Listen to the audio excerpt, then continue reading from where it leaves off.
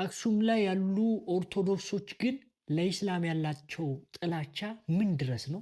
ብሩክ ኒውስ ስለ አክሱም የሰራውን ቪዲዮ አንስቷል። ከአክሱም ጽዮን ተደውሎ ተነግሮታል። ሙሉ መረጃውን እዛ ጋር እየተፈጠረ ያለውን መሬት ላይ ያለውን እውነታ ደውለው አስረድተውታል። እንደ ወንድ ተቆርጠን የመጣን ለምን ለኛ አይከለክሉንም? ላሽ ለመስጠትም 5 ሰዎችን ይዤ ወደ አክሱም የሚሄድ ይሆናል።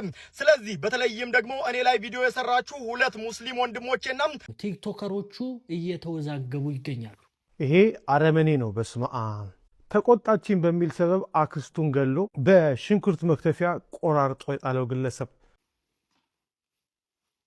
ሙሲባ ሲያጋጥም ቶሎ ወደ ሰላት ነው።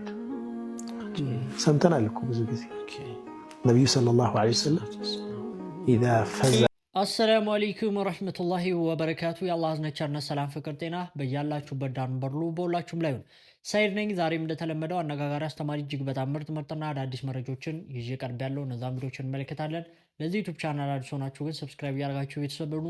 ነባሮችን የቻናል ቆሞች ሁላችንም ቪዲዮን በላይክ እንጀምረዋለን። ለእስላሞች ቻናል ላይ ከመሰት የለም። ቀጥታ ወደ ዛሬ ቪዲዮ። ለቢስቱም ኢላ ቀሊለን ለው አነኩም ኩንቱም ተዕለሙን። የዛሬ መጀመሪያ ቪዲዮአችን እንመለከታለን። እኛ የሰው ልጆች ደካማ ነን፣ ያለ አላህ ባዶ ነን። የሆኑ ጉዳዮች አሉን አላህ ጋር የምንሮጥባቸው፣ የሆኑ ሐጃዎች አሉን አላህ እንዲያሳካልን ብለን አላህን አብዝተን የምንጠይቃቸው። ሰዎችንም ባገኘናቸው አጋጣሚ ዱዓ አድርጉልኝ ሐጃ አለችብኝ እንላለን። ግና እነዛ ነገሮች አላህ ከኛ ሲከለክላቸው እንመለከታለን። እነዛ ህልሞችን አላህ ተባረከ ወተዓላ ከኛ ሲያርቃቸው እናይና አላህ እናማርራለን። አላህዬ ለምን ዱዓ አድርጌ ነበር አላህ አልተቀበለኝም፣ አላህን ጠይቄ ነበረ አላህ አልሰማኝም ብለን እናማርራለን። ወዳጄ ጉዳዩ ግን እንደዛ አይደለም። ወየድዑ ልኢንሳኑ ቢሸሪ ዱዓአሁ ቢልኸይር ወካነ ልኢንሳኑ ዐጁላ። አንዳንድ የሆኑ ጉዳዮች ለእኛ መልካም መስለው ይታዩንና አላህን አብዝተን እንጠይቅባቸዋለን። እነዛ ጉዳዮች ግን በአላህ እይታ ለእኛ መጥፎ ናቸውና ያን ዱዓ በማድረጋችን አላህ ተባረከ ወተዓላ ከኛ ዞር ያደርገዋል። አላህ ያንን ጉዳይ ከኛ ፈቀቅ ያደርገዋል። እኛ እንቸኩላለን። እኛ አመለካከታችን አጭር፣ እይታችንም የተገደበ ነው። በዛች አጭር አመለካከታችን፣ በዛች የተገደበች እይታችን አንድ ጉዳይ ላይ ሙጥጥ እንላለን። አላህ ግን ያ ለኛ መልካም ስላልሆነ አላህ ከኛ ዞር ያደርገዋል። አላህ ያውቃል፣ እኛ አናውቅም። አላህ በእውቀቱ የኛን ህይወት ያስተናብረዋል። አልሐምዱሊላህ። አላህ በሚያስተናብረው ህይወት፣ አላህ በሚያስተካክለው ህይወት ላይ እጅን እንደመስጠት፣ ለአላህ ፊትን እንደማዞር የመሰለ ነገር የለም። ያምኑ ዱንያ ላይ የሚያረጋገው። ዱዓ እናድርግ፣ እንበርታ። አላህ የሚያመጣውን ወደን እንቀበል። አላህ ለኛ ከኛ በላይ ያስብልናል። አላህ ያስደስታችሁ። እንግዲህ ቪዲዮውን እንደተመለከታችሁትኝ አላህ Subhanahu Wa Ta'ala መያዝ ይጠበቅብናል። የሰው ልጆች ደካማ ፍጥሮች ነን የሚል መልእክት ያለው ቪዲዮ ነው። እንግዲህ ቪዲዮውን እንደምንጠቀምበት ከመልእክቱ እንደምንሰራበት ተስፋ አደርጋለሁ እያልኩኝ ወደ ቀጣይ ቪዲዮ ስወስዳችሁ እጅግ በጣም ዘግናኝ የሆነ ድርጊትን ያደረገውን አንድ ወጣት እንመለከተዋለን። ይሄ አረመኔ ነው። በስመ አብ ተቆጣችን በሚል ሰበብ አክስቱን ገሎ በሽንኩርት መክተፊያ ቆራርጦ የጣለው ግለሰብ። ይሄ ታሪክ ፊልም አይደለም፣ በአዲስ አበባ ከተማ ውስጥ የተፈጸመ ነው። ባጭሩ ነግራችኋለሁ። ወርቅነሽ ኃይሌ ትባላለች። የ36 ዓመት ጎልማሳ ስትሆን ለሚኩራ ክፍለ ከተማ ነው የምትኖረው። ወርቅነሽ በጣም ደግ ስለነበረች የወንድሟ ልጅ የሆነው ሻምበል ሙሉጌታን ከገጠር አስመጥታ አብሯት እየኖረ እንዲሰራም ታደርገዋለችም። ግን ያሰበችው አልሆነም። መስከረም 27 ቀን 2017 ዓ.ም ማታ ሁለቱ ራት በልተው እንደጨረሱ አለመግባባት ይፈጠራል። ወርቅነሽ እንደ አሳዳጊ አክስትነቷ ትንሽ ትቆጣዋለች። እሱ ግን አረመኔያዊ እርምጃ ወሰደም። አንገቷን አንቆ ገደላት። ይሄ ብቻ አይደለም፣ የጭካኔውን ልክም እዚህ ጋር አላቆመም። ሻምበል የገዛ አክስቱን አስከሬን በሽንኩርት መክተፊያ ቢላዋ ቆራርጦ በ3 ፌስታል አሸገው። አንዱን መጸዳጃ ቤት፣ ሁለተኛውን በተቆፈረ ጉድጓድ፣ ሶስተኛውን ግንብ ስር ጥሎ ለማምለጥ ሞከረ። ያሳዝናል። ግን የፈሰሰው የንጹህ ደም ዝም አይልም። የአካባቢው ማህበረሰብ አካል መገኘቱን ሲያይ ለፖሊስ ጥቆማ ሰጠም። የአዲስ አበባ ፖሊስም በሰዓታት ውስጥ አድኖ በቁጥጥር ስር አዋለው። ታዲያ ዛሬ ምን ተፈረደበት? የአዲስ አበባ ፖሊስ እንዳስታወቀው ፍርድ ቤት በማያዳግም ማስረጃ ጥፋተኝነቱ አረጋግጦ የማያዳግም የሞት ፍርድ ፈርዶበታል። ፍትህ ለወርቅነሽ ቅጣቱን እንዴት አያችሁት? ያ ግለሰብ ምን ተፈረደበት የሚለውንም በዛው እናያለን። እንግዲህ ያው መረጃውን እንዳያችሁት እጅግ በጣም ሀገራችን ውስጥ ያልተለመደ ዘግናኝ ሰቅጣጭ የሆነ ድርጊት ነው ይህ ግለሰብ የፈጸመው። እንግዲህ አክስቱን የገዛ አክስቱን በዚህ መልኩ ገሏት። እንግዲህ መረጃውን አይታችሁታልና እጅግ በጣም ይዘገንናል። ቀን ወደ ቀን እየሰማን ያለነው ነገር በጣም ዘግናኝ የሆነና እየባሰበት ያለ ነገር ነው ያለውና ለማንኛውም ይህ ግለሰብ በሞት በመቀጣቱ እጅግ በጣም ፍትሐዊነትን የተሞላበት የሆነ ፍትህ ነው ያገኘው ብዬ አስባለሁ። ምክንያቱም ብዙ ጊዜ ብዙዎች ሰው ገለው ትንሽ ዓመት ነው የሚፈረድባቸው። ይህ ደግሞ ቀጣይ ብዙ ሰው እንዲገሉ ሌሎች ሰዎችም ያበረታታ ነውና እጅግ በጣም ዘግናኝ ነው። በዚህ ጉዳይ ላይ ብዙዎች በጣም ሀሳባቸውን እየሰጡ ነበር። እናንተም ሀሳባችሁን ኮመንት ላይ መስጠት ትችላላችሁ እያልኩኝ ወደ ቲክቶከሮቹ ጉዳይ ወስዳችኋለሁ። ቲክቶክ ላይ ምንድን ነው የተፈጠረው የሚለውን ነገር ስንመለከት ሙስሊም ያልሆኑ ሰዎች ስለ አክሱም በጣም ብዙ በሚባል ደረጃ የዘገቡ አሉ፣ ዜና የሚሰሩ ማለት ነው። እነዚህ ዜና የሰሩ ሰዎች በሙሉ ትልቅ ተቃውሞ እየገጠማቸው ይገኛል ማለት ነው። ከአክሱም የሚገኙ ክርስቲያኖች ጋር በተያያዘ ማለት ነው። እስቲ ይሄ ባለጌ ሰውዬ የሚለውን ሰምተን እንመለስ። የባህላዊ ጋዜጠኛ ምን እያለን ነው? አደርባይነትና ክርስትና ሲጀመር አውራ አይሄድም። እስቲ አድምጠን እንመለስ። ምንድነው የተፈጠረው? በትናንትናው ዕለት በአክሱም ከተማ የጁምዓ ስግደት ሳይሰገድ መቅረቱን በዚህ ሰዓት የወጡ መረጃዎች እያሳዩ ይገኛሉ። በትናንትናው ዕለት ብቻ አይደለም፣ ባለፉት 3 ሳምንታት በመከልከሉ ብቻ የጁምዓ ሶላት ሳይሰገድ መቅረቱ እየተዘገበ ይገኛል። ተወደዳችሁ የእግዚአብሔር ቤተሰቦች፣ የመብርሃን የወላዲተ አምላክ የድንግል ማርያም መስቀል የአደራ ልጆች በመላው ዓለም ሆናችሁ የምትከታተሉ መላው ኦርቶዶክሳውያን፣ በመጀመሪያ ይህ ልጅ በግምት ነው ዜናው ያስተላለፈው። ብሩክ ኒውስ ይባላል። እውነተኛ ጋዜጠኛ፣ በእውቀት ያገኘው ጋዜጠኝነት ቢሆን ግራና ቀኝ አጥንቶ ትክክለኛ ማስረጃ ያስተላልፍ ነበር። ለዚህ ነው ባህላዊ ጋዜጠኛና አደርባይነትና ክርስትና አብሮ አይሄድም ያልኩት። ለዚህ ነውና አንዳንዴ ክር ያሰረ ሙስሊም መስለኝ ነበር ያኔና ሌሎች ነው ክርስቲያን ነው ምናምን ብለው ይገርሙኝ ማለት ነው። እኔ ለሽወዳ ክር አስሮ እንደዚህ የሚዘገቡ መስለኝ ነበርና ይህን ልጅ ባይዘው የሚገርማችሁ ነገር ሁላችሁ መላው ኦርቶዶክሳውያን በመላው ዓለም ሆናችሁ የምትከታተሉት በአክሱም ከተማ ምንድን ነው የተፈጠረ ይላል። ተንደርድሮ መጣ። አክሱም አያውቃትም። ስለ አክሱም ምንም ያውቀው ነገር የለም። በአክሱም ሙስሊሞች ስነ ልቦና የሚያውቀው ነገር የለም። የአክሱም ኦርቶዶክሳውያን የሚያውቀው ነገር የለም። ቅድስቲቷ አክሱም ከተማ የሚያውቀው ነገር ምንም የለም። ሰምቼ ያለሁ ሁሉ ነው የሚዘገበውና ከአንድ ጋዜጠኛ ነው ቢለው ራሱ እንደዚህ የሚያዘገቡ ብሩክ ኒውስ ስለ አክሱም የሰራውን ቪዲዮ አንስቷል። ከአክሱም ጽዮን ተደውሎ ተነግሮታል። ሙሉ መረጃውን እዛ ጋር እየተፈጠረ ያለውን መሬት ላይ ያለውን እውነታ ደውለው አስረድተውታል። እሱም በስልክ ለተደወለለት ይቅርታ ጠይቆ ቪዲዮን አንስቷል። ከዚህ በኋላ ደግሞ ያለውን እውነታ አጣርቶ አረጋግጦ ቪዲዮ ሰላም ቤተሰቦቼ፣ ሰሞኑን በአክሱም ዙሪያ የዘገብኩትን መረጃ ተከትሎ አንዳንድ ወገኖች ስለ አርሲው ለምን ዝም አልክ የሚል ትችት በውስጥ እያቀረቡብኝ እንዲሁም የተለያዩ ዛቻዎች እየደረሱኝ ነው። እውነቱ ግን እናንተ እንደምታስቡት ሳይሆን ሌላ ነው። እውነት ነው፣ እኔ የኦርቶዶክስ ተዋሕዶ እምነት ተከታይ ነኝ። ሆኖም ከየትኛውም ሃይማኖት ወይም ወገን ሳላዳላ የሰው ልጅ መብት ሲነካ ድምጽ መሆን ግዴታዬ ነው። ይህንንም ደግሞ እስካሁን በሰራኋቸው ስራዎች አይታችሁታል። ስለ አርሲ ወገኖቻችን ሞትና ስቃይ ከዚህ በፊት ድምጽ ሆኜ መጮሄንና መዘገቤ ይታወሳል። አሁንም ቢሆን በአክሱም ሙስሊሞች ዙሪያ የዘገብኩት ዜና ለማንም ወግኜ ሳይሆን እንደ አንድ መረጃ አቅራቢ ድምጽ ሁነን እያሉ የደረሱኝን መረጃዎች ሆኗል ሳይሆን እንዲህ የተባለ ነውና ስለ ጉዳዩ የምታውቁ አስረዱን የሚለውን ለእናንተ ለማድረስና መጅሊሱ በዚህ ጉዳይ መግለጫ እንዲሰጥና ጉዳዩን እንዲያጠራ የሚጠይቅ ነው።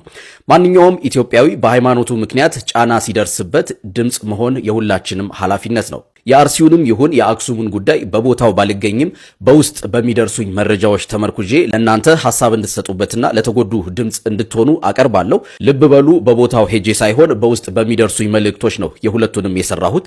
ከዛ ባለፈ ክርስቲያናዊ ስነ ምግባር ያለኝ በሃይማኖቴ የምኮራና ከተሳሳትኩ የምስተካከል ሰው ነኝ። እባካችሁ ሰከን ብላችሁና በተረጋጋ ሁኔታ ጉዳዩን አጢኑ። ምናልባትም ስለ አክሱም የሰራሁት ቪዲዮ አሁን ላይ ላታገኙ ትችላላችሁ፣ ምክንያቱም ሪፖርት ተደርጎ ከገጼ ላይ ወርዷል። ኢትዮጵያ ለሁላችንም የምትበጋ ሀገር ናት። እኔን ወደ አንዱ ወገን ከመግፋት ይልቅ ለሁሉም ወገን የምጮህበትን ሚዛናዊነት እንድጠብቅ ብታበረታቱኝ መልካም ነው እላለሁ። መልካም ጊዜ። ይህ ቪዲዮ የይቅርታና ለተፈጠሩ ሚስ አንደርስታንዲንጎችና እንግዲህ ብዙዎቻችሁ እንደሰማችሁት ነው። እኔ ብሩክ ኒውስ በአርሲ ላይ ለተገደሉ ንጹሃን የኦርቶዶክስ አማኞች ድምጽ ካልሆነ ይቅርታ መጠየቁ አግባብ ነው። ምክንያቱም የሚሰራው ኮንተንት ዘር፣ ሃይማኖት ምንም ሳይለይ ለሁሉም ኢትዮጵያውያን ድምጽ መሆን ዜናዎችን ማቅረብ እስከሆነ ድረስ ያንን ካላደረገ ይቅርታ መጠየቁ አግባብ ነው። ነገር ግን የኔ ጥያቄ የአክሱም ሙስሊሞች የጁምዓ ሰላት ተከለከሉ ብሎ የሰራውን ቪዲዮ ማጥፋቱ ላይ ነው። እኔ የመርህ ሰው የአቋም ሰው አድርጌ ነበር እንደ ሌሎቹ ቲክቶከሮች አድርጌ አላስበው። ማለት አካዳሚካሊ ማቹርድ በእድሜም ልጅ የምትባል አይደለም እከሌ እንዲያደርግ ስላለ ምናምን ሳይሆን እውነታው ምንድነው ብለህ ለምትሰራው ኮንተንት እንዲሁም ለህሊና ታምነህ ነው መስራት ያለብህ እንጂ የሆነ እዛም እዚህም በሁለቱም ሜዳ ላይ የሚጫወት አይነት ሰው በመሆነ በጣም አዝኛለሁ። ይሄንን ልል የቻልኩት ይሄንን እዚህ ጋር ምናልባት የሚታያችሁ ከሆነ አንድ የኦርቶዶክስ ወገን የሰራው ቪዲዮ ላይ ነው። በውስጥ ብሩክ ኒውስ ልኮለት ነውና መጨረሻ አካባቢ ላይ ያለችዋን ሐሳብ ብቻ ወሰዷት። ምንድነው የሚለው? ብዙ ሙስሊሞች ለአክሱም ሙስሊሞች ለምን አትሰራም ብለው ጠይቀውኛል። እኔ እነሱ እንዲህ ያሉኝን ነው እንጂ የራሴን ኦፒኒየን አይደለም የሰራሁት ያለው ደግሞ በጣም ሼም ነው። ማለት ካንተ አይነት ሰው እኔ አልጠብቅም እንደዚህ አይነት ንግግር ማለት ነው። ምክንያቱም አንተ እንዲህ የተባለውን ሁሉ እየሰራ ነው እንዴ? ለ50 ለ60 ዓመት የኖረን እውነታ መቃብር የተከለከለን አስክሬኑ የሚያሳርፍበትን ቦታ የተከለከለን ማህበረሰብ እውነታ መስጂድ የተከለከለን ማህበረሰብ ሒጃብ አትለብሽም የተባለችን የሴት ኢትዮጵያዊትን ሴት መብት ያለውን እውነታ ያወቅ እንዲህ ስላሉኝ ነው እንጂ ራሴን ኦፒኒየን ያንተን ኦፒኒየን ንገረን። እሺ ያንተ ኦፒኒየን ምንድነው? እኔ ይኸውላችሁ ለምትሰሩት ስራ ታመኑ። እናንተ ሰራችሁም አልሰራችሁም ለአክሱም ሙስሊሞች ምንም የምታመጡት ነገር የለም፣ የምትቀንሱትም የምትጨምሩትም ነገር የለም። ግን ግዴላችሁም የመርህ የአቋም ሰው ሁኑ። በቃ ሙስሊሙ መቶ ግር ብሎ ስራ ስላላህ አትስራ፣ ክርስቲያኑም ግር ብሎ መቶ አጥፋ ስላላህ አታጥፋ። እኔ በጣም አምነህበት እውነት የሆነን ነገር እስከሰራህ ድረስ ይሄን ማድረግ በጣም ነው የሚያሳዝነው። ሁሉም ነገር እንደሚታየው እንዳልሆነ ነው እኔ የተረዳሁት። ማለት ከስክሪን በስተጀርባ ሌላ ሰዎች እንደሆነ ነው የተረዳሁት።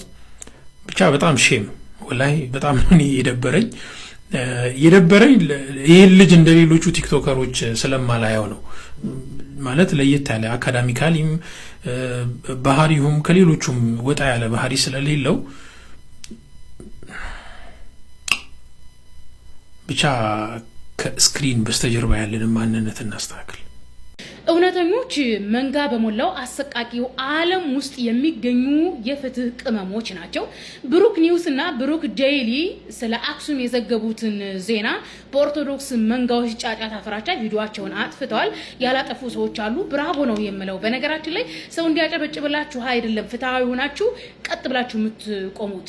እናንተ ካመናችሁበት፣ እናንተ እውነት ነው ካላችሁ፣ ፍትህ ከሆነ ሀቅ ከሆነ ማንም መንጋ በጫጫታው ሊያስደነበራችሁ ሊያስበረግጋችሁ አይገባም። ሐቀኛና እውነተኛ ፍትሃዊ ሆናችሁ መቆም አለባችሁ። እናንተ የሰራችሁት ነገር ፍትህ መሆኑን አውቃችሁ በመንጋ ጫጫታ የምታጠፉ ከሆነ እዚህ ምድር ላይ እውነትና ፍትህ እየጠፋ ነው የሚሄደው። አምላካችን አላህ Subhanahu Wa Ta'ala ከሰው ልጆች ጋር የገባው ቃል ኪዳን ምንድነው? የሰው ልጆች ፍትሃዊነት በአምላክና በሰው ልጆች መካከል ያለ ቃል ኪዳን እንደሆነ በቁርአን ነው የሚነግረን። ስለዚህ እናንተ ፍትሃዊ ስትሆኑ ከአምላክ ጋር ቃል ኪዳን እንዳላችሁ ይሄንን አውቃችሁ ነው እንጂ መቆም ያለባችሁ በመንጋ ጫጫታ መጥፋት የለበትም። በጣም ያሳቀኝና ይሄን ቪዲዮ እንድሰራ ያደረገኝ የትግራይ ክልል ቤተ ክህነት ከኢትዮጵያ ኦርቶዶክስ ተዋሕዶ ቤተ ክህነት ጋር ተመሳሳይ አይደለም፣ የተገነጠለ ነው። የትግራይ ኦርቶዶክስ ቤተ ክህነት በሲኖዶሱ አያምንም። በነገራችን ላይ ትግራይ ክልል ቲዲኤፍ አስተዳደሩ ከፌደራል የተገነጠለ ቤተ ክህነቱ ከፌደራል ሲኖዶስ የተገነጠለ ብቻቸውን የሚኖሩ ናቸው። በኢትዮጵያዊነት በፌደራል አያምኑም፣ በኢትዮጵያ ሲኖዶስ አያምኑም። ኦኬ ራሳቸው ፈልጠን ቆርጠን 4 ኪሎ ገብተን ኢትዮጵያን ካልመራን በፌደራል በኢትዮጵያዊነትን አንቀበልም፣ የኢትዮጵያ ሲኖዶስን አንቀበልም የሚሉ ናቸው። ምን አገናኛችሁ እናንተ አዲስ አበባ ተቀምጣችሁ እንትና ተቀምጣችሁ ለትግራይ እንትን የምትፈሩት ማለት ነው። ሲቀጥል ደግሞ ኦርቶዶክስ ተዋሕዶን ለመጠበቅ ነው ወይ? ኦኬ አክሱም ላይ ያለው የኢትዮጵያ ኦርቶዶክስ ተዋሕዶ ቤተክርስቲያን አይወክልም፣ የኢትዮጵያ ፌዴራልን አይወክልም። ነገር ግን ለብቻቸው የሚኖሩ አምባገነን አገዛዝ አፓርታይድ አገዛዝ በጥቂቶች ላይ ባናሶች ላይ የሚያደርገውን እንደ ዜና ማቅረብ ይሄ ኦርቶዶክስን ይወዳታል እንዴ? ኦርቶዶክስን የሚጠቅማት ወይም ኦርቶዶክስን ዘላቂ የሚያደርጋት ወይም ኦርቶዶክስን ትክክለኛ የሚያደርጋት መሪዎቿ አናሶቹን ሳይበድሉ ሲቀሩ ጥቂቶችን ሳይገዙ ሲቀሩ አፓርታይድነታቸውን አምባገነንነታቸውን ሲያቆሙ ነው እንጂ ጥቂቶችን ሲያገኙ የሚቦጭቋቸው የሚገፏቸው አፓርታይድ የሚያደርጉባቸው ከሆነ ይሄ ኦርቶዶክስ ላይ ችግር አለ ብል የሚል ነገር ነው የሚጥለው። ኦርቶዶክስን ትክክለኛ የሚያደርጋትና የሚጠብቃት አስተምሮቷ ዶግማዋ ነው። በነገራችን ላይ እናንተ አፓርታይድ ስለሆናችሁ አክሱም ላይ ትግራይ ላይ ያለው ሲኖዶስ አፓርታይድነቱን አምባገነንቱን ስለደበቃችሁለት የኢትዮጵያ ኦርቶዶክስ ተዋሕዶ ቤተክርስቲያንን ጠበቃችኋት ማለት አይደለም። ሲጀመር የትግራይ ሲኖዶስ የኢትዮጵያ ኦርቶዶክስ ተዋሕዶ ቤተክርስቲያን ሲኖዶስን አይቀበልም። አብራችሁን ለምን አልሸፈታችሁም? ለምን አብራችሁን ብልጽግናን አልተዋጋችሁም ብለው የተገነጠሉ ናቸው፣ ያኮረፉ ናቸው። ኦኬ 4 ኪሎ ሆነን ፈልጠን ቆርጠን ኢትዮጵያን ካልገዛን በኢትዮጵያውነት አናምንም የሚሉ ናቸው።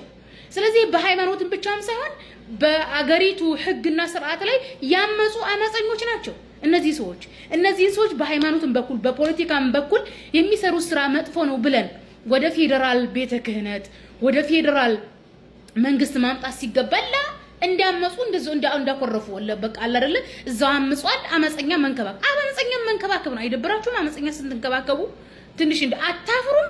አመፀኛ መንከባከብ እና ብሩክ ኒውዝ እና ብሩክ ዴሊ በጣም ነው የምታስቁት። ኦሮሚያ ክልል እናንተና ተቀምጣችሁ እኔ ግግርም የሚል እንዴ በዚህ ደረጃ መንጋ ትፈራላችሁ? እናንተ መንጋ ካፈራችሁ ለማንም ፍትህ አትሆኑም። እናንተ ሲጀመር እኮ ፍትህም አልጠይቃችሁ ዜና ዘጋቢዎች ናችሁ እንጂ ፍትህም አልጠይቃችሁ። ፍትህ ለአክሱም ሙስሊሞች ወይም ፍትህ ለቤተ ክህነት አላላችሁም እኮ። ፍትህ ለአንድነት አላላችሁም እኮ። ኖርማሊ አምባገነኖቹ የሚያደርጉትን ዜና ነው የዘገባችሁት። በጣም ፈሪዎች ናችሁ። ፈሪ ነጃ አይወጣም አሉ ረሱል። እስቲ አንዳንድ ቪዲዮዎችን ተቃውሞዎችን እንሰማለን። እንደተመለከታችሁት እንግዲህ ያው ቲክቶከሮቹ ያው መተዳደሪያቸው ነው ቲክቶክ ቪዲዮ በመስራት ማስታወቂያ በመስራት ገንዘብ ያገኛሉ እና ፎሎወሮቻቸው ሲቀንሱ ደስ አይላቸውም። እና ይህንን አስመልክቶ እንግዲህ ለሙስሊሞች ድምፅ የሆኑ አክሱም ላይ ያለውን በደል ያጋለጡ ሰዎች በጣም ጥቂቶቹ በሚባል ደረጃ ቪዲዮ አጥፍተው ይቅርታም ጠይቀዋል ማለት ነው።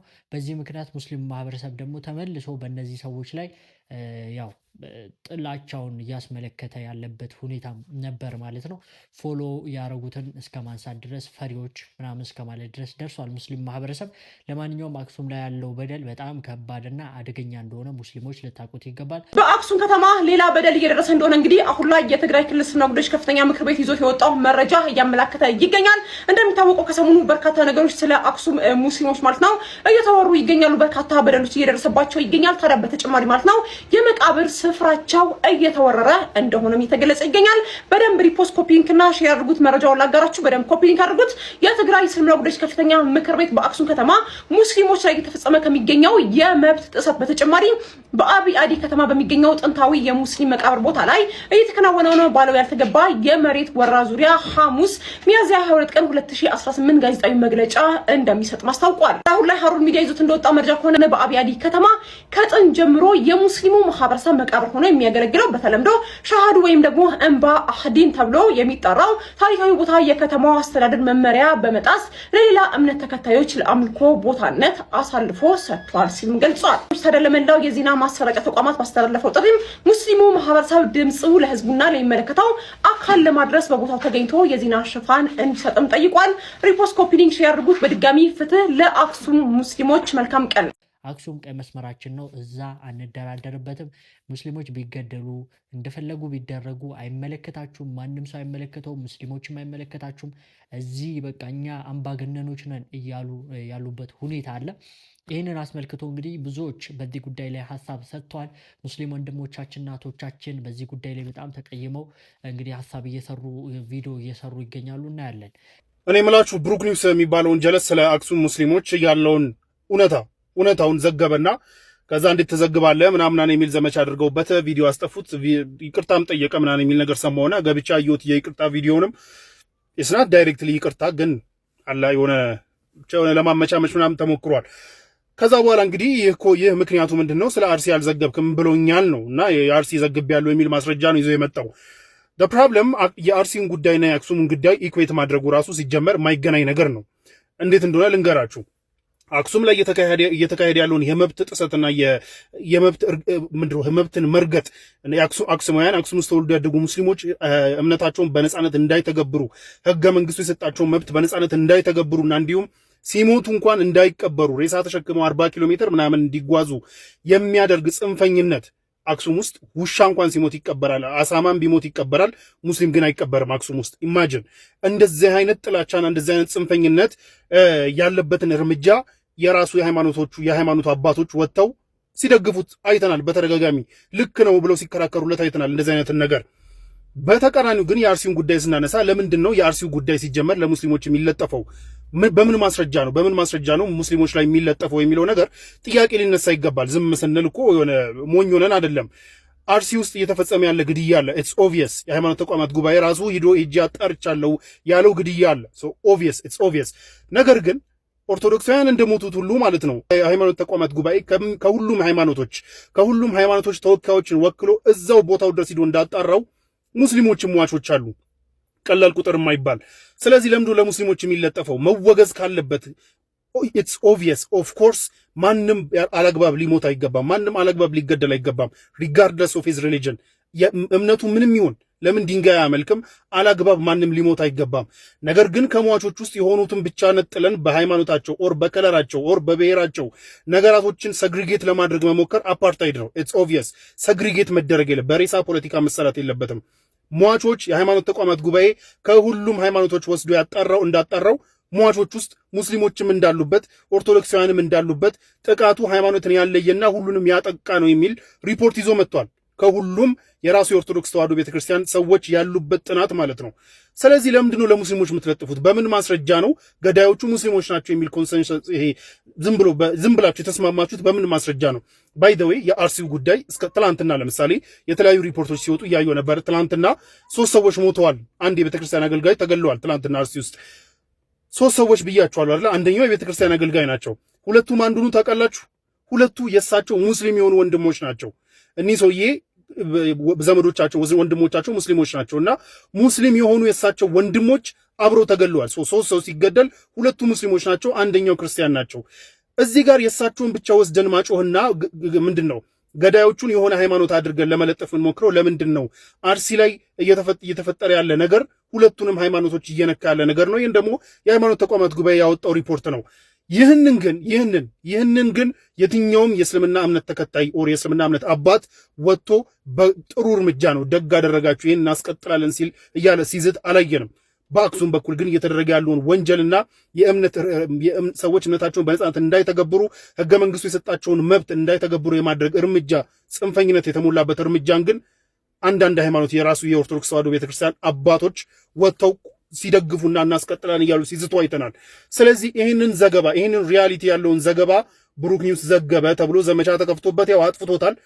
ኢትሳድ የሚያሳዝን ነገር ነው። ለብሩክ ኒውስን ያለኝ ምክር አይ ኖ ሲኒየርን ብትሆን ማለት ነው በዚህ ጉዳይ ዜና የምናቀርብ ሰዎች እንደመሆናችን ሁለታችንም፣ ለአንተ ያለኝ ምክር ግን ብራዘር ሃቭ አ ባክቦን አንድን ነገር ከዘገብክ መጀመሪያ አጣርተ መዘገብ ነው። ከዘገብክ በኋላ ግን ኢትስ ኦብቪየስ ማንኛውም አይነት ነገር ሁሉንም ማስደሰት አችሎም። አምነህበት የዘገብከውና ያለውን ሪያሊቲ ዘግበህ ስታበቃ የሆነ ሰው ጮህብኝ፣ የሆነ ሰው ደበረ፣ የሆነ ሰው እንትን አለ ብለህ ማጥፋት ለአንተም እንትንን ምንድን ነው ተአማኒነትህን የሚያሳጣ ነው። ስለዚህ አንተ የምትዘግበው ዘገባ እውነታን እንትን ያደረገ ሳይሆን እውነታን ቤዝ ያደረገ ሳይሆን የሆኑ ሰዎችን ኢሞሽን ቤዝ ያደረገ ነው። የሆኑ ሰዎች ከደበራቸው ይሄ ነገር ብለህ የምታጠፋ ከሆንክ አትታመንም ማለት ነው። የምትታመን ሰው አይደለም። ስለዚህ የተናገርከው ነገር ሪያሊቲ ነው።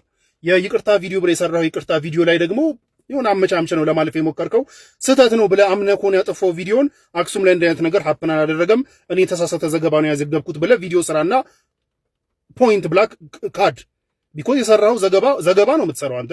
የሰራው ዘገባ እውነታ ነው፣ እውነታን የዘገብከው። አይ ስህተት ነው ከተባለ ደግሞ ስህተት ነው ብለህ ማጥፋት ያለብህ የተሳሳተ ዘገባ ከዘገብክ ነው። የዘገብከው ኢትስ ኦብቪየስ እውነታ ነው። እውነታ ዘግበህ ስታበቃ ግን ነው ተሳስቻለሁ ካልክ ወጥተህ አክሱም ላይ እንዲህ አይነት ነገር የለም ውሸት ነው ብለህ ካድና ደግሞ እኛ ነገር ግን ለምትዘግበው ለሁሉም እስከሆነ ድረስ አንተ እውነታን ነው ቤዝ ሊሆን የሚገባው እውነታ ነው። ከዘገብክ በኋላ የሆኑ ሰዎች ደበራቸው አልደበራቸው እውነታውን ቀይሩ፣ ሰርታችሁ እውነታውን ቀይሩ ነው እንጂ ልትል የሚገባው ልደልት አይገባም። አይ ኖ ዩ አር ማይ ሲኒየር፣ ግን እንደዚህ አይነት ነገራቶች እንትንህን ምንድነው ተአማኒነትን ያሳጣል። ማንም ሁሉንም ማስደሰት አይቻልም። እውነታን ቤዝ አድርገን ልትዘግብ የሚገባው። ለማንኛውም ወላ አርሲም ላይ ሆነ ወላ ምንም ላይ ሆነ የትኛውም ቦታ ላይ መከባበር፣ የሰውን መብት ማክበር፣ ማንም ሪጋርድለስ ኦፍ ሂዝ ሪሊጅን ማንም እምነቱ ምኑ ሳይታይ እንዳይጠቃ አብሮ መስራት እንጂ የሆነ ቦታ ላይ ጥቃት ሲደረስ ነጥብ ለማስቆጠር መሯሯጥ ሁላችንንም ቀስ በቀስ የሚበላ ነገር ነው። ይህንን ልናቅ ይገባል። የሆነ ቦታ ላይ የሆኑ ሰዎች ሲሞቱ ምንድነው ብሔራቸው፣ ምንድነው እምነታቸው፣ የኛ ሰዎች ናቸው ወይ እንደዚህ ናቸው የሚል ነገር ሳይሆን ማንም ይሁን ማ ልናወግዝ ይገባል። የኛ ነው። ለምን ሰው በሟች ፖለቲካ ለመስራትና የሆነ እምነቱ እንትን ለማለት እንደሚሯሯጥ አይገባኝም። ለማንኛውም አክሱም ላይ እየተደረገ ያለውን የመብት ጥሰት አሁንም መናገራችንና ማሳወቃችን እንቀጥላለን። ማንም ደበረው ማንም ከፋው ምን አለው የሚያዋጣው ይህንን ማስተካከል ነው። እንደዚህ አይነት ነገራቶች እንዳይቀጥሉ እዛ አክሱም ያሉ ሰዎችም ደግሞ ወደ 21ኛው ክፍለ ዘመን እንዲመጡ እዛ 18 ምናምን ላይ ስታካርጉ የቀሩ ሰዎች አሉ። ወደዚህ እንዲመጡ እንዲሰለጥኑ መንገር ነው የሚያዋጣው። አርሲ ላይ ደግሞ አሁንም እየሞቱ ያሉት በሁለቱም ወገኖች ያሉ ናቸው። ስለዚህ እንደሞ የሃይማኖት ተቋማት ራሱ አጣርቶ መጥቶ የሃይማኖት ተቋማት ባይደወይ እናወዳድረው ካላችሁ የአክሱሙን እስካሁን ድረስ ምንም አላለም። ስለዚህ ሃይማኖት ተቋማት የሚባለው ቡድን ራሱ መጅሊሱ ከሱ ቡድን ጋር ያለውን ውል አሁንም ቢያጤነው ደስ ይለኛል። እኔ እስቤን በጣም ረጅም ሰዓት እስካሁን ድረስ ምንም ሊላ አልፈለገም። ለማንኛውም ሪያሊቲን ይሄ በዘመቻና በምናምና ማስቀየር አይቻልም። የአርሲውም ሆነ የአክሱሙ ህገወጥ ስራ ነው። እኩል ሊወገዝ እኩል ሊቆም ይገባል እንጂ የአርሲው እንደዚህ ነው የምናምን የአክሱሙ እንደዚህ ነው ምናምን የሚል ማደባበስ ነገ ቀስ በቀስ ሁላችንንም የሚያጠፋ ነው። ስለዚህ ሁሉንም ሪጋርድለስ ኦፍ ዴር ሪሊጅን እምነት የትኛውም ይሆን ምኑ የትኛውም ይሆን ህገወጥ ስራና መጥፎ ስራ እኩል ሊወገዝ ይገባል። እንግዲህ እንዳያችሁት ነው ሙስሊም ማህበረሰብ ያለው አመለካከት ይሄ ነው። እጅግ በጣም ፍትሐዊነት ያስፈልጋል። ዘገባ የሚሰሩ ቲክቶከሮችን በተመለከተ ግን እኛ ሙስሊሞች በቂ ነን። ሌላ ሰው ድምፅ ሆነልን አልሆነልን ይሄን ያህል የሚደንቀንም የሚሞቀንም ነገር የለም። እኛው ራሳችን ለዓለም ማድረስ እንችላለን። ያ ነገር ግልጽ ነው። የወንድሞቻችንን እንግዲህ ሀሳብ ተመልክታችኋል። ሌላኛው እንግዲህ ይህንን አስመልክቶ ደግሞ ብሩክ ኒውስ ጋር በተያያዘ በጣም ታዋቂ ነው። በዜና አንደኛ የምንለው አይነት ደረጃ ላይ ያለ ግለሰብ ነው። ወጣ በሱ ላይ ቪዲዮ ሲሰራበት እንዲህ አይነት መልእክት አስተላልፏል። በደቡብ አፍሪካ ዜጎቻችን በየቀኑ አሰቃቂ በሆነ ሁኔታ እየተገደሉ ይገኛሉ።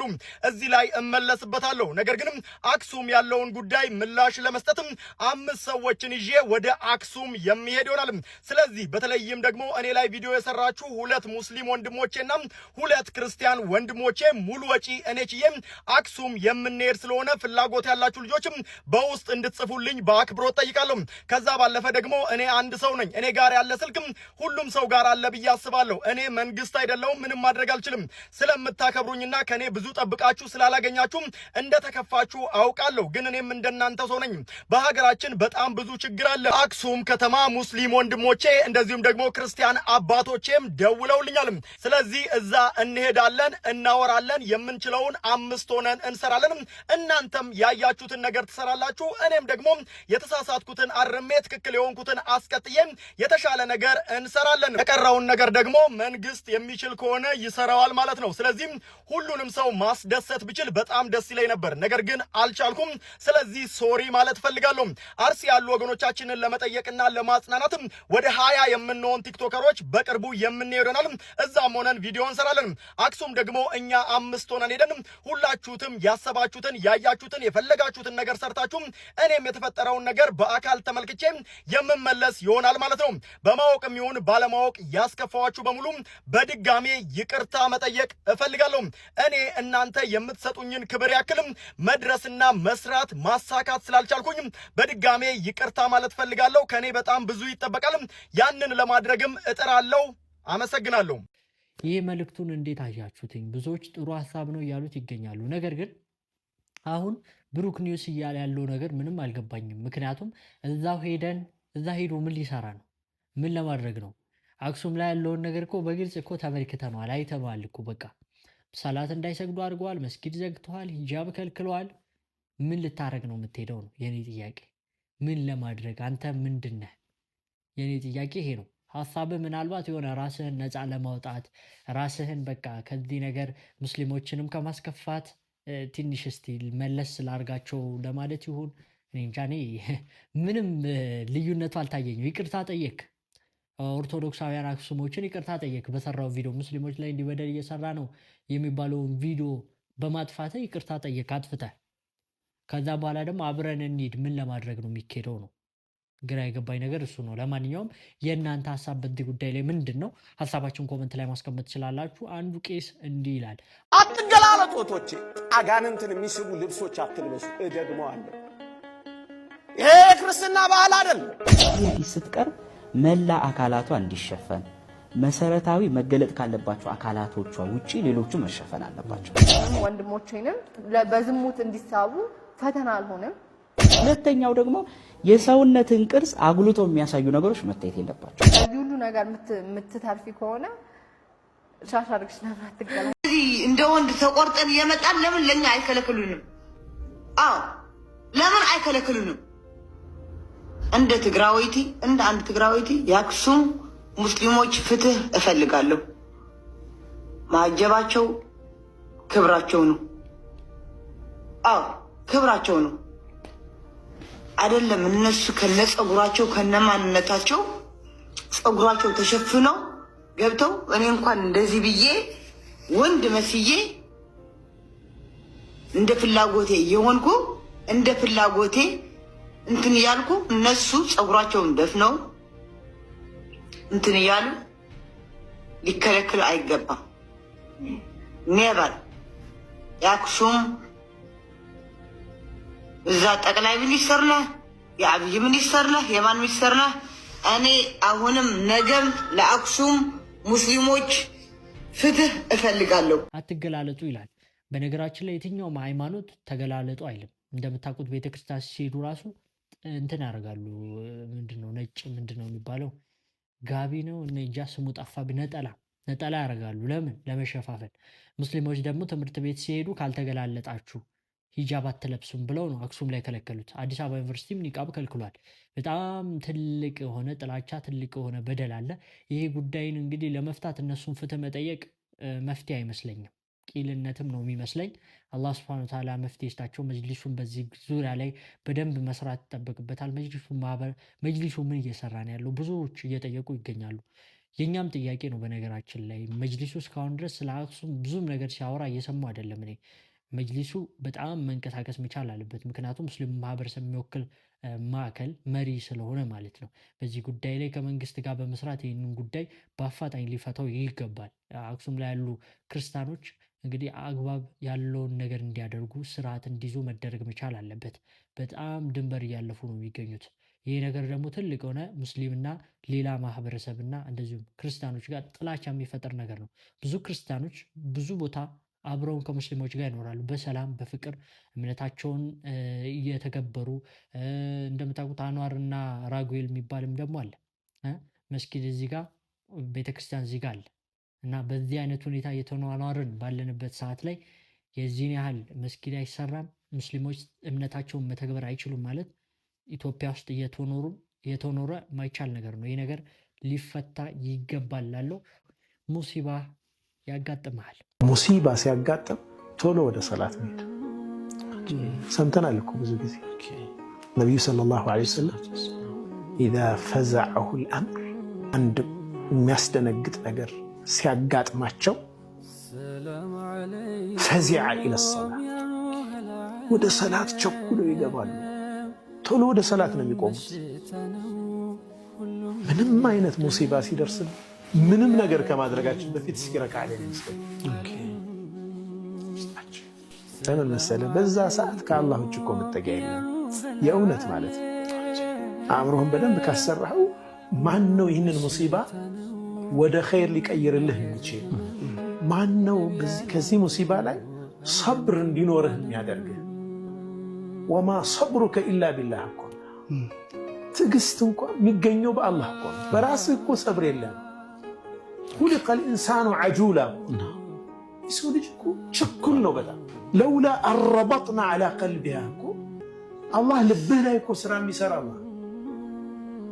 በዚህ አይነት ችግር ላይ ደግሞ ይሄ የተሞከረ ነው። በነገራችን ብዙ ዑለማዎች ያነሳሉ ችግር ሲያጋጥም በቀጥታ ሰላት ጋር ሄዶ መቆም ከምንም አክሽን በፊት ከዛ በኋላ አእምሮ ይረጋጋል፣ ውስጥ ይሰክንና ወደፊት ማድረግ ያለብህን ነገር በጥሩ አእምሮ ማሰብ ትጀምራለህ። በሰከነ መንፈስ ትሰክናለህ።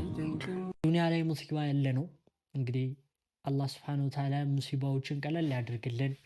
አላህ ሙሲባውን እንግዲህ በተድላ በኸይር ነገር ይቀይርልን ማለት ነው እንጂ ሙሲባ ዱንያ ላይ በጣም በብዛት ነው የሚያጋጥመን። ብዙዎቻችንም እያሳለፍንበት ያለንበት ሁኔታ ውስጥ ምናልባት ሙሲባ ውስጥ ሊሆን ይችላል። አላህ Subhanahu Wa Ta'ala ያሳልፍልን። እንግዲህ አላህ Subhanahu Wa Ta'ala በኸይር ነገር ይተካልን። ወንጀላችንን በዚህ ችግሮች ሰበብ አላህ ይጠብልን እላለሁ። የኡስታዝ ዋሂድ ድርጊት አነ ኡስታዝ ወሂድና ወንድሞቹ ምንድን ያደረጉት? ሁላችንም ከመቀመጫችን ተነስተን ለነሱ የማጨብጨብ ግዴታ ይኖርብናል። ከላይ ምስሉ ላይ የምትመለከቱት ህንፃ እስልምና በመቀበላቸው ምክንያት ወይም ደግሞ በመስለማቸው ምክንያት ከቤት የሚባረሩ ሰለምቲዎች ከእንግዲህ ወዲህ እንግዲህ አደባባይ ተበትነው መቅረት የለባቸውም በሚል እዚህ ጋር የምትመለከቱት ማደሪያ ያለው እንግዲህ መማሪያ ያለው እንዲሁም ደግሞ መዝናኛም ጭምር ያካተተን ህንፃ እንግዲህ አስገንብተው በትናንትናው ዕለት አስመርቋሉ። ይህ ህንፃ እንግዲህ በጣም ብዙ ጥቅሞች ይኖሩታል የተባለው በሀገራችን ኢትዮጵያ ለመጀመሪያ ጊዜ በዚህ መልኩ የተሰራ ህንፃ ነው። ማለትም ሰለምቲዎች ላይ ተኮር አድርጎ እነሱን መልሶ ለማቋቋምና አደባባይ ላይ ወጥተው እንዳይቀሩ ወይም ደግሞ ተሸግረው ውጭ ላይ መንገድ ላይ ተበትነው እንዳይቀሩ ለማድረግ ታስቦ የተሰራ ህንፃ ነው። በኡስታዝ ወሂድና በወንድሞቹ በንጽር ዘርፍ ላይ የሚሰሩና በጣም በብዙ ሰዎች አማካኝነት የተሰራ እጅግ በጣም ምርጥ ተግባር ነው ማለት ነው። ሁላችንም ለእነዚህ ጀግኖች ልናጨበጨብ ይገባል። ብዙ ሰዎችን ሲያስተምሩ የምናውቀው ነገር ነው። ከዚህ በተጨማሪም ደግሞ በተግባር ደግሞ እንደዚህ አይነት ህንፃ ሰርተው ደግሞ አስመርቋሉ። ህንፃው በሚመረቅበት ወቅት ላይ አንጋፋ የተባሉ ኡስታዞች ንጽር ላይ የሚሰሩ ጭምር ተገኝተው ነበር። እጅግ በጣም አስደሳች ተግባር ነው። ለእነዚህ ሰዎች ምን ማለት እንዳለብን አላውቅም። እጅግ በጣም የሚገርሙ ፍጥረቶች ናቸው ነው የምላችሁ። እኔ ንጽር ዘርፍ ላይ ያሉ ሰዎችን ወላሂ በጣም ነው የምወዳቸው። ኡስታዝ ወሂድን ከዚህ በፊት ነግሬያቸዋለሁ። በጣም ከምወዳቸው ኦርደር ውስጥ አንደኛው ሰው ነው። ኤኒዌይስ በጣም አስደሳችሁኛል። አላህ ይጠብቃችሁ ነው የምላችሁ። ኡስታዝ ወሂድ ይሄ ህንፃ በሚሰራበት ወቅት ላይ አስተዋጽኦ ያደረጋችሁ በጠቅላላ አላህ ስራችሁን ይቀበላችሁ ሲል እንግዲህ ዱዓ አድርጎላችኋል፣ አመስግኗችኋል ማለት ነው። ይሄን ላድርሳችሁ ብዬ ነው። እንግዲህ እንደዚህ አይነት ነገሮች ተጠናክሮ ይቀጥሉ ለማለት እወዳለሁ። ይሄን ላድርሳችሁ ብዬ ነው። እስኪ ማሻአላህ በሉልኝ ለይን ስራ ከወደዳችሁት ማለት ነው። ቪዲዮን በደንብ ላይ ሼር ፖስት እያደረጋችሁ ለሁሉም አድርሱልኝ። የኡስታዝ ዋሂድ ድርጊት በጣም አስገራሚና አስደናቂ ነው። ዝም ብሎ መስራት ማለት እንደሱ ነው። ወደ ውጭ መረጃዎች ነው የምንሄደው። ቢዮንድ ዘገባ የኢራንና አሜሪካ ጦርነት አሁን ያለበት ሁኔታ ለተቀረው ዓለም እጅግ በጣም አደገኛ ከምንጊዜውም በላይ አደገኛ ሁኔታ ላይ ነው ያሉት። ስታንድ ስቲል ኦር ስቴልሜት ወይም ደግሞ ልክ እንደ ቀዝቃዛው ጦርነት ኖ ዋር ኖ ፒስ የሚባለው ሲቹዌሽን ውስጥ ነው ያሉት። ሰላምም የለም ጦርነትም የለም፣ ተኮራርፈው ነው ያሉት። በቃ አታናግሪኝ አላናግርሽም አይነት ሲቹዌሽን ላይ ነው ያሉት። ይህ ለተቀረው ዓለም አደገኛ የሚሆንበት ምክንያት እንደዚህ አይነት መኮራረፍ ውስጥ የገቡት ሁርሙዝ ሰርጥን ዘግተው መሆኑ ነው። አትሊስት ሁርሙዝ ሰርጥን ከፍተው ተኮራርፈው ቢሆን ኖሮ እኛ ላይፋችንን እየኖርን የተቀረው ዓለም ላይፉን እየኖረ እነሱ በሚፈቱት ይፈቱት ነበረ። ፕሮብለም ምንድነው? የሚድል ኢስት ሀገራት ነዳጅ በመሸጥ የሚተዳደሩ የሚድል ኢስት ሀገራት እንዲሁም ደግሞ ይህ ነዳጅ ሁርሙዝ ሰርጥ በመዘጋቱ ምክንያት ከባድ ችግር፣ ከባድ ኢኮኖሚ ቀውስ እና ማህበራዊ ቀውስ እያጋጠማቸው ያሉት የአፍሪካ እንዲሁም የኤዥያ ሀገራቶች ከባድ ችግር ውስጥ ወድቋል። ይህ ደግሞ የተቀረው ዓለምም ከአፍሪካና ከኤዥያ ውጭ ላሉትም የነዳጅ ዋጋ እንዲጨምር አድርጓል። ስለዚህ ይህ ጉዳይ በጣም ከባድ ችግር ነው። አትሊስት እየተዋጉ ቢሆን አንደኛው ቤንድ ያደርጋል ብለን ጠብቃለን። ነገር ግን ሁርሙዝን ዘግተው ሁለቱም ሁርሙዝን ዘግተው ጉሮሯችን ላይ የተቀሩት ዓለም ጉሮሮ ላይ ቆመው መኮራረፋቸው በጣም ከባድ ችግር ነው። በዚህ ምክንያት እንግዲህ በሁለቱም ወገን ያሉት ወዳጅ ሀገራቶች ለሁለቱም ወዳጅ እና ቅርብ የሆኑ ሀገራቶች እንዲሁም ደግሞ አደራዳሪዎች ሁለቱም ላይ አዲስ ፕላን ይዘው መጥተው ሁለቱም ላይ ጫና እያደረጉ ነው። ይህ አዲስ ፕላን ምን ይባላል? ሁርሙዝ ናው ኒውክሌር ሌተር የሚባል አዲስ ፕሮግራም ይዘው መጥተዋል። አሁን ስለ ሁርሙዝ እናውራና ስለ ኒውክሌሩ በኋላ እናወራለን። መጀመሪያ ሁርሙዝ እናስከፍት የሚል ፕላን መጥተዋል። ለዚህም እንደ ምክንያት የቀረበው ባለፉት ጊዜያቶች በተደረጉ በአሜሪካና በኢራን መካከል በተደረጉ ድርድሮች ውስጥ ስምምነት ላይ እንዳይደረስ እንዲሁም እንዳይቀራረቡ ያደረጋቸው የኢራን የኒውክሌር ፕሮግራም ጉዳይ ነው። ስለዚህ እሱን ጉዳይ ጊዜ ወስደን እናወራበታለን። ነገር ግን አሁን ጊዜ የማይሰጠውና ከባድ ችግር እያመጣ ያለው የሁርሙዝ ጉዳይ ነውና ስለዚህ ከጦርነቱ በፊት የነበረውን ስታተስ ኮ አትሊስት እናስጠብቅ የሚል ፕላኖች ቀርበዋል። ከጦርነቱ በፊት ማለት ሁርሙዝ ሰርጥ ተከፍቶ ኢራንም ክፍያ ሳትጠይቅም ሆነ ሳትዘጋ አሜሪካም የዘጋችውን አንስታ ማንም መርከብ በነፃነት እንዲያልፍ የሚያደርገውን ፕሮፖዛል አትሊስት በዚህ ላይ እንስማማ የሚል ጫና መጥቷል ማለት ነው በአደራዳሪዎችና እንዲሁም በወዳጅ ሀገራቶች ናው ምንድነው? ኢራን ይህንን ተከትሎ እንግዲህ ኦፈር አቅርባለች፣ አዲስ ኦፈር አቅርባለች። ሁርሙዝ ሰርጥ የሚከፈትበትን አዲስ ኦፈር አቅርባለች። ስለ ኒውክሌሩ በኋላ እናወራለን በሚለው ማለት ነው። ይህንን ጉዳይ እንግዲህ የአሜሪካ ዶናልድ ትራምፕም ከራሳቸው ናሽናል ሴኩሪቲ አድቫይዘሮች ጋር ተሰብስበውበት ጉዳዩን እያወሩበት ነበረ። ነገር ግን እስካሁን ድረስ ፋይናል ውሳኔ ላይ አልደረሱም። ትናንትና ከሰኞ ጀምሮ እየተወያዩበት ነበር። ፋይናል ውሳኔ ላይ አልደረሱም። ለሁለት ተከፍለዋል ነው እየተባለ ያለው። አንደኛው ግሩፕ ኖ ይህ አሪፍ ኦፈር ነው፣ ከጦርነቱም ኢዝሊ የምንወጣበት አሪፍ ኦፈር ነው። ስለዚህ ሁርሙዝ ሰርጥ መከፈቱም አንድ በጦርነቱ ወደ መሀል አካባቢ የጦርነቱ ጎል ሆኖ የነበረው አንደኛው እሱ ነውና ሁርሙዝ ሰርጥ ተከፍቶ እኛም በሰላም በኢዚየስት ዌይ በቀላል መንገድ ከጦርነቱ የምንወጣበት አሪፍ አማራጭ ነውና ይህንን ልንጠቀምና ቶሎ ልንፈርም ይገባል የሚል ሀሳቦች ያሉ ሲሆን፣ በሌላ በኩል ደግሞ ኖ ይህንን የምናደርግ ከሆነ በኋላ ስለ ኒውክለሩ ስናወራ ሌቨሬጅ አይኖረንም፣ ኦር ድርድሩ ላይ ጫና ለማድረግ ሌቨሬጅ አይኖረንም። ስለዚህ ይህንን ብሎኬድ አስቀጥለን ለሚመጡት አንድ ወይም 2 ወር አስቀጥለን ኢራን ላይ ከባድ ጫና ማድረስ አለብን የሚል ሀሳብም ያቀረቡ አሉ። ይህ ሁለተኛው ሀሳብ 2 ወር ሁርሙዝ ተዘግቶ የሚቀጥል ከሆነ አስቡት ምን ልንሆን እንደምንችል። ይህ ሁለተኛው ሀሳብ ነው። ዶናልድ ትራምፕ ግን በተለይ ኒውዮርክ ታይምስ ምናምን ይዘውት እንደወጡት ሪፖርት ዶናልድ ትራምፕ ይህንን ኦፈር ላይቀበሉ ይችላሉ፣ አንላይክሊ ነው ይቀበላሉ ተብሎ አይጠበቅም የሚሉ ሪፖርቶች ይዘው ወጥተዋል። ምክንያቱም ዶናልድ ትራምፕ የኢራን ኒውክለር ዲልን የኢራን ኒውክለር ፕሮግራም ላይ ሳንስማማ ሌላ ምንም አይነት መስማማት አናደርግም ሲሉ ነበር። በተደጋጋሚ ደግሞ ሲዝቱ የነበሩት ኢራን ኒውክለር አትይዝም፣ ይህንን እናስጠብቃለን፣ ይህንን እናስከብራለን ሲሉ የነበረው። ስለዚህ ይህንን ኦፈር ይቀበላሉ ወይ አይቀበሉም ወይ የሚለው ነገር እስካሁን ድረስ የታወቀ ነገር የለም። ነገር ግን ዶናልድ ትራምፕ ብዙ ጊዜ እንደዚህ አይነት ነገራቶችን በአንድ ቀን ተወያይተው ውሳኔ ይሰጥበት የነበረው ነገር አሁን 2 ቀን እስካሁን ድረስ ምንም አይነት ፋይናል ውሳኔ አለመሰጠቱ ራሱ ነገራቶች ገና የሚታዩ መሆኑን ነው የሚያሳየው። በሌላ በኩል ሲኤንኤን ይዞት በወጣው ሪፖርት ግን እነዚህ 2 ሀገራቶች ሚዲያ ላይ በጣም ቢንጫጩና የሆነ ሩቅ ነን አንተንም አልሰማም እኔም አንተንም አልሰማም ምናምን ቢባባሉ ግን ከጀርባ ግን በጣም ለመስማማትና ለመቀራረብ በጣም ጫፍ ደርሰዋል የሚል ሪፖርት ይዞ ወጥቷል ሲኤንኤን። ይህንን ፍሬምወርክ አትሊስት የሚፈራረሙ ከሆነና ሁርሙዝ ሰርጥ ተከፍቶ የቀረው የኒውክሌር ፕሮግራም ሌላ ጊዜ የሚወያዩበት ከሆነ ይህ ትልቅ ፎይታ ነው። ስለዚህ በዚህ ኦፈር የሚስማሙ ከሆነ ኢን ዘ ካሚንግ ዴይስ ባይ ዘ ዌይ ፊት ለፊት ተገናኝተው አይወያዩ እንጂ በአደራዳሪዎች መካከል ሌት ተቀን እየተሰራ ነው ያለው። ድርድሩ ኢንቴንሲቭሊ ቀጥሏል። በመሀል ላይ አደራዳሪዎች ሆነው ኢንቴንሲቭሊ መልእክት መለዋወጦች ቀጥለዋል። ስለዚህ እስካሁን ድረስ እረፍት የለም።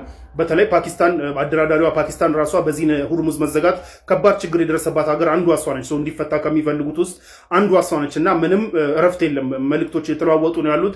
ስለዚህ ኢን ዘ ካሚንግ ዴይስ በዚህ ፍሬምወርክ ላይ ስምምነት ላይ የሚደረስ ከሆነ ሁርሙዝ ሰርጥን ከፍተው ሌላውን ጉዳያቸውን በሚፈቱበት ይፈቱታል የሚል ተስፋ ተጥሏል። ይህ የማይሆን ከሆነና እንደተኮራረፉ ለሁለተኛው የአሜሪካ ግሩፕ እንደተናገረው 2 ወር ይህ ነገር የሚቀጥል ከሆነ ሁላችንም ላይ ከባድ ችግር የሚፈጠር ነው። ይህ መኮራረፍ ከምንጊዜውም በላይ ከጦርነቱ ጊዜ ሁሉ የበለጠ ለተቀረው ዓለም አደገኛ ሲቹዌሽን ነው። ነገር ግን ይህንን የኢራን ፍሬምወርክ ኢራን ፕሮፖዝ ያደረገችውን ፕሮፖዛል እና እንዲሁም አደራዳሪዎቹ ይዞት የመጡትን ሁርሙዝ ናው ኒውክሌር ሌተር በሚለው ጉዳይ ግን የሚስማሙ ከሆነ ኢን ዘ ካሚንግ ዴይስ ሁርሙዝ ይከፈታል ተብሎ ተስፋ ይደረጋል። ዶናልድ ትራምፕ በዚህ ፕሮፖዛል ይስማማሉ ወይስ አይስማሙም የሚለውን ግን I guess we will see። ዩኤኢ ባልተጠበቀ መልኩ ከኦፔክ አባልነት ራሷን አግላለች። ሌተስት ኒውስ ይሄ ነው።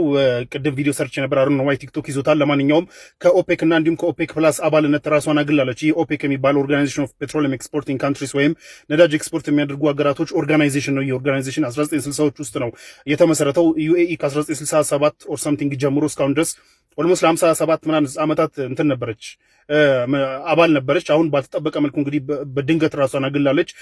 የኦፔክ እንግዲህ የዓለምን የነዳጅ ዋጋ ሜንቴን ለማድረግ ነው የተቋቋመው። ሲጀመር እነዚህ የነዳጅ አምራች ሀገራቶች ኦፔክ ላይ የገልፍ ሀገራቶች ናቸው። ማጆሪቲ ኦልሞስት ኦል በሚባል ደረጃ ገልፍ ሀገራቶች ናቸው። ኦፔክ ፕላስ ደግሞ ሲሆን ከገልፍ ውጭ ያሉ ሌሎች ሂውጅ የሆኑ ነዳጅ ኤክስፖርተሮች እነ ሩሲያ እነ ካዛኪስታን ምናምን ሲጨምር ኦፔክ ፕላስ ይባላል። ከሁለቱም ነው ራሷን ያገለለችው። ኦፔክ ሲጀመር የተመሰረተው እነዚህ ነዳጅ አምራች ሀገራቶች ነዳጅን ሰርፕለስ እንዳያመርቱና ከመጠን በላይ እንዳያመርቱና የነዳጅ ዋጋ እንዲወርድ እንዳያደርጉ ኮታ ለመጣል ነው። በስምምነታቸው መሰረት ተስማምቶ ያቋቋሙት ነው። ስለዚህ እያንዳንዱ ሀገር በየጊዜው የሚያመርተው በተወሰነ ጊዜ ውስጥ የሚያመርተው ነዳጅ ኮታ ይቀመጥለታል። ከዛ ኮታ ውጪ አያመርትም። ያ ማለት ምንድነው? የብዙ ምርት የማምረት ኮምፒቲሽን የማይኖር ከሆነ ወደ ማርኬቱ ብዙ ነዳጅ የማይገባ ከሆነ ዋጋው ሜንቴን ይደረጋል ማለት ነው። ነገር ግን በጣም ብዙ ምርት ወደ ማርኬቱ ሲገባ ብዙ ነዳጅ ሲገባ ነዳጅ በየቦታው ስለሚኖር ዋጋው ይቀንሳል። ነዳጁ ሲጠፋ ደግሞ ዋጋው ይጨምራል። አሁን እያየነው እንዳለ ነው ማለት ነው። እና እያንዳንዱ የኦፔክ ሀገራቶች የኢኮኖሚ ክራይሲስ ሲገጥማቸው ራሱ ነዳጃቸውን በመያዝ ነዳጅ ዋጋ እንዲወደድ በማድረግ መልሰው መሸጥ የሚችሉበት ብቻ የነዳጅ ዋጋውን ለብቻቸው ሜንቴን ማድረግ የሚችሉበት ነበር ኦፔክ። አሁን ዩኤኢ ከናሽናል ኢንትረስት ውጪ ከዚህ በኋላ በኦፔክ እንትን አለለም አልታዘዝም። ስለዚህ ኦፔክ የጣለብኝን ማንኛውም አይነት የሪስትሪክሽንም ሆነ ኮታ ከዚህ በኋላ አልቀበልም፣ በራሴ ነው ማመርተው ብላለች። ይህ ከባድ የሆነ ችግር ይኖረዋል ለሚድል ኢስት ሀገራቶች። ነዳጅ ላይ ዲፔንደንት የሆኑ ሀገራቶች ኢኮኖሚያቸው በጀታቸውን ራሱ የሚወስኑት ካልኩሌት አድርገው የሚወስኑት በተሰጣቸው ኦፔክ ጋር በተስማሙበት ኮታ መሰረት፣ በዚህ ኮታ መሰረት ይህን ያህል ነዳጅ ስለሚሸጥ ብለው በጀታቸውን እንትን ያደርጋሉ። አሁን ግን ዩኤኢ ከዚህ ኮታ ወጣ እንግዲህ ራሷ እንደ ልቧ ነዳጅ ማምረት የምትቀጥል ከሆነ ኢዘር እነዚህ ሀገራቶች ኮምፒት ለማድረግ እንግዲህ ብዙ ሊያመርቱ ነው። ብዙ የሚያመርቱ ከሆነ ደግሞ የነዳጅ ዋጋ ፕለንጅ ነው የሚያደርገው፣ በጣም ተተኩሶ ነው የሚወርደውና ከቁጥጥር ውጭ ይሆናል። አሁን የኦፔክ እስከዛ ድረስ ይዞት የነበረው ሜንቴን አድርጎት የነበረው ኦርደር ዩኤኢ የምትባል ዋይልድ ካርድ ስለገባችበት ከዚህ በኋላ አልታዘዝም በእናንተ ማለቷን ተከትሎ የነዳጅ ዋጋ እንግዲህ በጣም እንትን ነው የሚሆነው፣ ላይክ መወጫበሩ አይቀርም ከዚህ በኋላ ማለት ነው። ለማንኛውም ይህንን ተከትሎ እንግዲህ የአረብ ሀገራቶችና የኦፔክ ሜምበር ሀገሮች በተለይ የገልፍ ሀገራቶች በዚህ ጉዳይ ያላቸው ሪአክሽን እስካሁን ድረስ አልታወቀም። ነገር ግን ዩኤኢን ለመቅጣትም ሆነ ወደ ኦፔክ እንድትመለስ ጫናዎች ሊያደርጉ ይችላሉ ተብሎ ይጠበቃል። ኢኮኖሚክ የሚሆን ምንም አይነት ጫናዎች ያደርጋሉ ተብሎ ይጠበቃል። ምክንያቱም ይሄ ለእነሱ ኢኮኖሚ በጣም ትልቅ ችግር ነው። ለማንኛውም የኢራን ውጊያ የሚያመጣቸው ግሎባል ኦርደሮችን ሺፍት የማድረግ ነገራቶች እንዳሉ ሲነገር ነበረ። ከዛ ውስጥ አንዱ እንግዲህ የኦፔክ መፈራረስ ከወዲሁ እየታየ ይመስላል። በተለይ ኢማራትን ተከትሎ ሌሎች ሀገራቶችም ከኦፔክ የሚወጡ ከሆነ በጣም ችግር ይፈጠራል ማለት ነው። ሰው አይገስ ዊል የካቶሊኩ ጳጳስ ሊዮ አንድን የሊባኖስ ሙስሊም ሕፃን ልጅን ፎቶ በኪሳቸው ይዘው መዞር ጀምረዋል። እጅግ አስገራሚ የተባለ አዲስ መረጃ ይዤላችሁ መጥቻለሁ። እስከ መጨረሻው አብራችን ቆዩ። ይሄ ሕፃን ልጅ ጳጳሱ ወደ ሊባኖስ ለጉብኝት በሄዱ ሰዓት የተቀበላቸው ያቀፋቸው አብሯቸው ፎቶ የተነሳም ሕፃን ልጅ ነው። ታዲያ እኚህ ጳጳስ ጉብኝታቸውን ጨርሰው ከሊባኖስ ሲወጡ ይሄ ሙስሊም ታዳጊ ሕፃን ልጅ ማለት ነው በእስራኤል ጥቃት ተገደለ። ይሄ ዜና ለጳጳሱ ደረሳቸው። እጅግ ልባቸው ማዘነ፣ እጅግ በጣም ተከፉ፣ በጣምም አዘኑ። ታዲያ በሚሄዱበት ቦታ ሁሉ የሙስሊሙን ታዳጊ ፎቶ በኪሳቸው ይዘው ይዞራሉ። ታዲያ እኚህ ጳጳስ ስለ ሕፃን ልጁ ለሁሉም እየተናገሩ ዓለም ሰላም እንድትሆን ይሰብካሉ። የእስራኤልና የአሜሪካንም ወረራ ያወግዛሉ። ዓለም በሙሉ ጦርነት ቆሞ ሰላም እንዲሆን ይመኛሉ። ይሄ ነው እንግዲህ አባትነት፣ የሃይማኖት መሪ አባትነት፣ ሰብአዊነት፣ መልካምነት ሁሉ ሲደመር እንዲህ ነው። እንደዚህ ያሉትን አባት አላህ ያብዛልን፣ መጨረሻቸውን ያሳምርልን፣ አላህ ሂዳያ ይስጣቸው። የእናንተንም ሀሳብ ኮሜንት ላይ አስቀምጡ። በደንብ ሼር፣ ኮፒ ሊንክ፣ ሪፖስት እያደረጋችሁ አዳርሱት። የተለያዩ የዓለም መሪዎች የኢራንና የህዝቦቿን ጥንካሬ እየገለጹ ይገኛሉ። የጀርመኑ ጠቅላይ ሚኒስትር ኢራን በእርግጥም ከታሰበው በላይ ጠንካራ ነች ብለዋል። የራሽያው ፕሬዝዳንት በበኩላቸው የኢራን ህዝቦች በጀግንነትና በድፍረት ለነጻነታቸው ሲባል ተዋግተዋል ብለዋል። ኢራን በፓኪስታን በኩል አዲስ ፕሮፖዛል ለአሜሪካ ማቅረቧ የተገለጸ ሲሆን አሜሪካ የኒውክሌር ፕሮግራሙ ላይ ማንስማማ ከሆነ ስምምነት አይኖርም ብላለች። የኢራኑ የውጭ ጉዳይ ሚኒስትር በአካባቢ የሚገኙ የኢራን ወዳጅ ሀገራትን እየጎበኙ ይገኛሉ። እንግዲህ የዛሬ ቪዲዮ ይሄን ይመስል ነበር። ሳይነበርኩ ቪዲዮ ላይክ፣ ቻናል ሰብስክራይብ፣ ቪዲዮ በተላሻ እንዲያሼር አድርጉ። አላህ በጀንታ ያገናኘን። ወሰላሙ አለይኩም።